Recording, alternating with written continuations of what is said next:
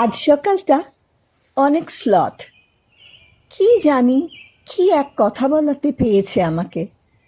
আসলে অনেক কথাই বুকের মাঝে রোজ রোজ সাগরের ঢেউয়ের মতো ওঠে আর পড়ে, কিন্তু সে আমার নিজের সাথে নিজের বেশাতি।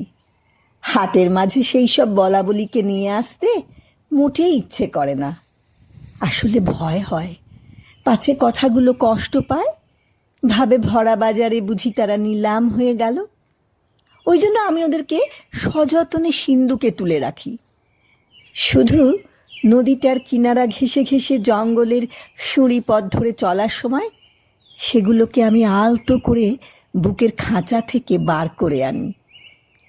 মৃদু মৃদু হাওয়ায় মেপলের পাতাগুলো যখন ফিসফিস করে আমার জিজ্ঞাসা করে, এই মেয়ে, এতদিনে বুঝি তোমার মনে পড়েছে আমাদের কথা? দেখো দেখো, তোমার খোলা চুলে বাতাস কেমন চুকিতকিত এক্কা দোক্কা খেলছে। তোমার কানের লতিতে এলিয়ে থাকা ওই মেকি পাথরের দুলের গায়ে সূর্যি মামার পড়ন্ত আলো কেমন চিকচিক করছে। এসো না, আজ গল্প করি।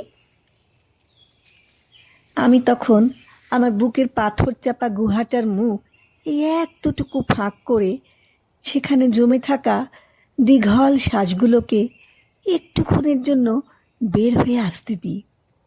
চলতে চলতে আপন মনে বেসুরো গান গাই, গাছেদের সাথে বক বক করি। দুনিয়া জানে বা না জানে, আঞ্জনে মানে বা না মানে, গোটা জঙ্গল আমার গোপন আলাপন কান পেতে শোনে। বুঝিবা একটু একটু বুঝতেও পারে। মাথা দুলিয়ে দুলিয়ে ওরা শুধু বলে, সীমন্তিনী, এ তোমার একান্ত আপন কথা, নিজস্ব দিন যাপনের কথা।